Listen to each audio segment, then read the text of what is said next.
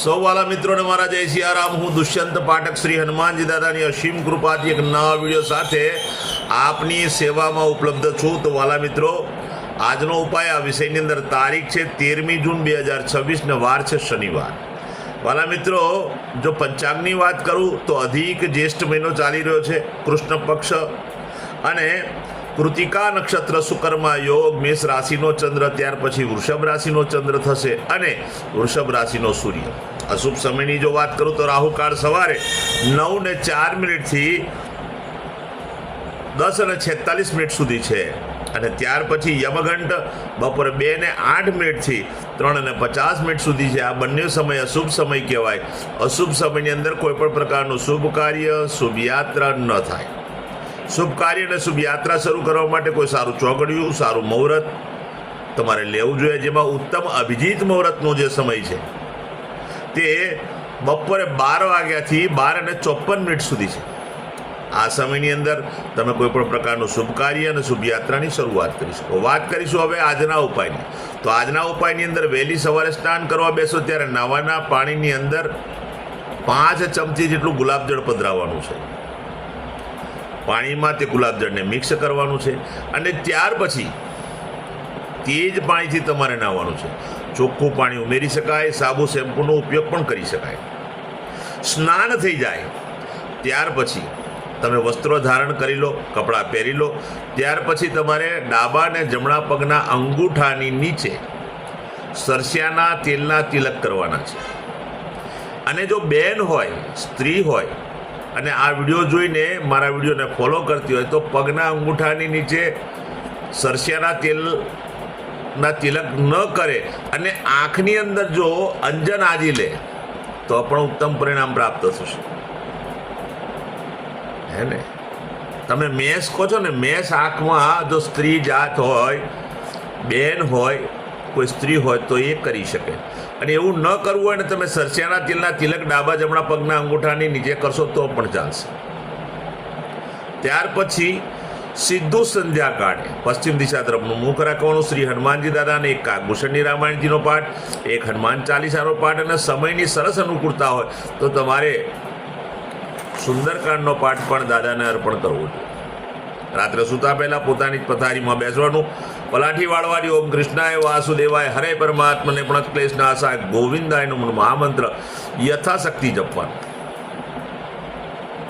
આ તો આજનો ઉપાય. જે મારા વાલા મિત્રોનો જન્મદિવસ 13મી જૂન 2026 શનિવારના દિવસે બધા જ વાલા મિત્રોને સૌ પ્રથમ તો જન્મદિવસની શુભકામના. શ્રી હનુમાનજી દાદા એમની મનોકામના પૂર્ણ કરે, બલબુદ્ધિ વિદ્યા આપે, અને એમનું અને એમના પરિવારનું દાદા રક્ષણ કરે.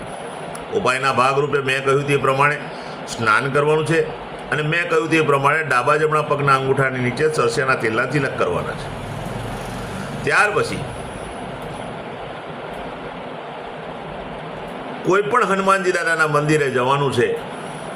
બુંદીના 21 લાડુ લેવાના છે. શ્રી હનુમાનજી દાદાને ધરાઈ નાના નાના બાળકોને, જરૂરિયાતમંદ લોકોને, શ્રમિકોને અને વડીલોને બધાને પ્રસાદના રૂપમાં વહેંચવાના છે. બીજું એક ખાસ વિનંતી, ભણતા જે બાળકો હોય એને તમે નોટ, પેન, કોપી તમે આપશો, નોટબુક આપશો, અભ્યાસની સામગ્રી આપશો તો ઉત્તમ પરિણામ આખું વર્ષ મળશે. જેમની મેરેજ એનિવર્સરી 13મી જૂન 2026 અને શનિવારના દિવસે બધા જ વાલા મિત્રો સવારે સ્નાન કરી, વડીલોના ચરણ સ્પર્શ કરી અને આશીર્વાદ મેળવી લે. પોતાની જ માતાને તમારે કોઈને કોઈ ભેટ આપવાની છે. ત્યાર પછી ગૌશાળાએ જવાનું છે. ગૌશાળાએ ગૌની પરિક્રમા કરવાની છે. પતિ અને પત્નીએ ગાયને લીલું ઘાસનું દાન આપવાનું છે. સાથે તમારે ત્યાં જે ભોજન બન્યું એ ભોજન પણ ગાયોને અર્પણ કરવાનું છે. ત્યાર પછી કોઈ પણ વૃદ્ધાશ્રમમાં, અનાથાશ્રમમાં,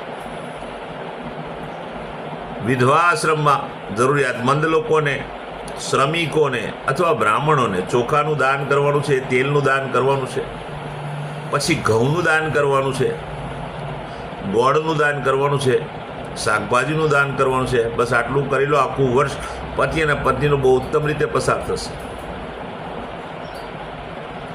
વાલા મિત્રો, મારા બધા વિડીયો યુટ્યુબ પર હોય છે. મારી યુટ્યુબની ચેનલનું નામ છે દુષ્યંત પાઠક. મારી ચેનલને સબસ્ક્રાઈબ કરજો અને બેલ આઇકન અવશ્ય દબાવજો, કારણ કે હું નિયમિત એક વિડીયો મૂકું જ છું. જો તમે બેલ આઇકન દબાવેલો હશે તો તરત જ નોટિફિકેશન તમારા મોબાઈલ પર આવશે ને તમે મારો વિડીયો તરત જ જોઈ શકશો. મારું ફેસબુક અને ઇન્સ્ટાગ્રામનું પેજ એનું નામ પણ દુષ્યંત પાઠક છે. મારા પેજને ફોલો કરજો, લાઇક કરજો અને મારા બધા જ વિડીયોને શેર કરજો. પ્રાર્થના કરું, કારણ કે તમે મારો એક વિડીયો શેર કરશો, કોઈ જરૂરિયાતમંદ સુધી પહોંચી જશે. કોઈ સંઘર્ષમાં ફસાયેલા વ્યક્તિને મારો વિડીયો જોવાથી કદાચ માર્ગ ચડી જાય અને ભગવાનની કૃપા થાય છે. મારો વિડીયો એકવાર જોવાથી કે એકવાર ઉપાય કરવાથી સફળતા નથી મળતી. નિયમિત વિડીયો જોવો પડે, નિયમિત ઉપાય કરવા પડે. ત્યારે એક સમય એવો આવે કે તમારા ગ્રહો બેલેન્સ થઈ જાય અને તમે સંઘર્ષમાંથી બહાર નીકળી જાઓ. પ્રાર્થના કરું છું કે મારા વિડીયોને શેર કરજો. નવા વિડીયો ફરીથી મળીશું. આપ સૌને મારા જય સિયા.